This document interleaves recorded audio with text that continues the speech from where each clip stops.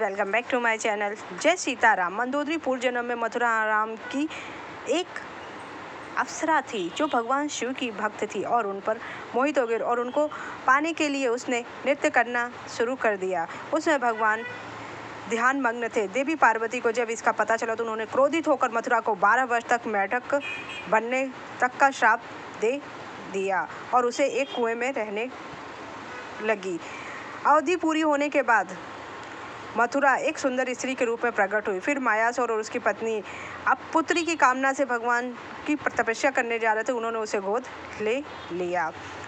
जब वह उनकी पुत्री हो गई तो एक दिन रावण उनके महल में गया और मंदोदरी को देखकर उस पर मोहित हो गया और विवाह करने का प्रस्ताव रखा, लेकिन मायासुर ने मना कर दिया। लेकिन फिर भी मंदोदरी जानती थी कि वो मुझसे पिता से बहुत ज़्यादा शक्तिशाली है, इसलिए उसने उससे विवाह कर लिया। मंदोदरी एक पतिव्रता नारी और हमेशा अच्छे मार्ग पर अपने पति को ले जाने वाली स्त्री थी। जब रावण माता सीता का हरण करके लंका ले आया तब मंदोदरी ने रावण को इसके लिए रोका था। मंदोदरी ने रावण को समझाया कि पराई स्त्री को इस तरह अपहरण करके लाना धर्म के खिलाफ है। रावण नहीं माना, उसने मंदोदरी की बात को मजाक में उड़ा लिया। फिर राम के दूत के रूप में हनुमान लंका आए, सीता को लंका में खोजा और लंका को जला दिया। जब हनुमान लंका से लौट रहे गए, लंका को फिर व्यवस्थित किया गया, तब मंदोदरी ने पूरी लंका में अपनी गुप्तचरों को लगा दिया। लंका के लोग तरह तरह की बातें करने लगे। हनुमान के बल और उनके द्वारा लंका को जलाने को लेकर लंका वासियों में बहुत सा डर आ चुका था। सबका कहना था कि जिसके दूत ने आकर अकेले ही इतना भयंकर नरसंहार कर दिया है, सोचो अगर वह लंका में आ गए तो क्या होगा।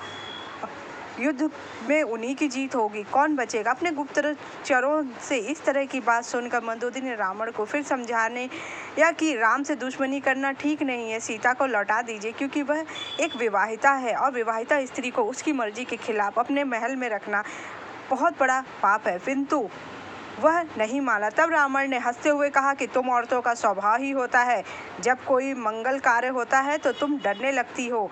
वानर और इंसान हमारा कुछ नहीं बिगाड़ सकते, वो तो हमारे भोजन है। मेरे नाम से ही तो दसों दिशाएं कांपने लगती है और मेरी पत्नी होकर तुम इतना डरती हो। रावण ने मंदोदरी को की बात पर जरा सा भी ध्यान नहीं दिया और राम से युद्ध करने का उसने निश्चय कर लिया। आप कितने भी ताकतवर और बुद्धिमान क्यों ना हो, जीवन साथी की बात को महत्व देने से आप कई परेशानियों से बच सकते हो।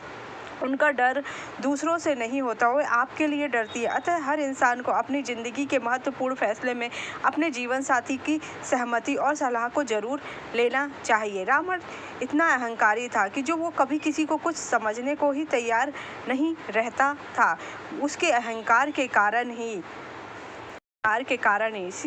मंदोदरी का मानना था, उनका मानना था कि सीता स्वयं उनके कुल के लिए एक अभिशाप के समान है और उसके यहाँ रहने से ही लंका का विनाश हो जाएगा। मंदोदरी ने रावण को यह भी चेतावनी दी कि राम के दूत के विचारों मात्र से ही राक्षसों की पत्नियां गर्भपात हो जाती हैं और सीता के होते हुए रावण का कुछ भी नहीं बिगड़ेगा। यह एक भ्रम है क्योंकि भगवान श्री राम हमेशा ही सीता माता को अपने साथ लेकर जाएंगे और युद्ध जीत जाएंगे, लेकिन फिर भी वह नहीं माना। युद्ध में जाने से पहले रावण ने मंदोदरी से कहा था कि यदि राम एक साधारण नर है तो उसकी मेरे हाथों पराजय होगी और अगर वह भगवान है तो मेरा वध कर से ही वह मेरी भी ख्याति होगी, क्योंकि भगवान राम को इस युग में मुझे मारने के लिए धरती पर दर दर भटकना पड़ा। रावण की इस बात को सुनकर मंदोदरी की आंखों में आंसू आ गया। युद्ध में प्रभु श्री राम के हाथों रावण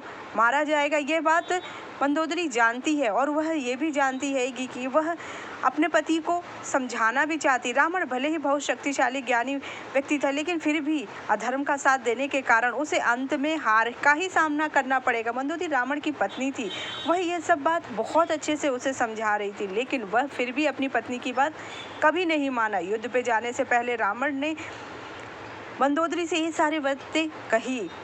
युद्ध में प्रभु श्री राम के हाथों रावण मारा गया। रावण की मृत्यु के दौरान मंदोदरी के वचन कुछ इस प्रकार थे। अनेक यज्ञों का विलोप करने वाले, धर्म को तोड़ने वाले, देव असुर व मनुष्यों की कन्याओं का हरण करने वाले, आज तू अपने किए इन कर्मों के कारण ही मृत्यु को प्राप्त हो। रावण की मृत्यु के बाद भगवान श्री राम ने मंदोदरी और विभीषण के विवाह का प्रस्ताव रखा, लेकिन मंदोदरी ने इसको इनकार कर दिया। भगवान श्री राम, माता सीता और हनुमान जी ने मंदोदरी को बहुत सहा, जिसके बाद मंदोदरी को एहसास हुआ और उन्होंने धार्मिक दृष्टि और नैतिक दृष्टि से यह गलत नहीं है और विभीषण से विवाह के लिए तैयार हो गई। यही था रावण और मंदोदरी का अंतिम संवाद, जो रावण अगर सुन लेता तो जीवित होता। जय सीता राम।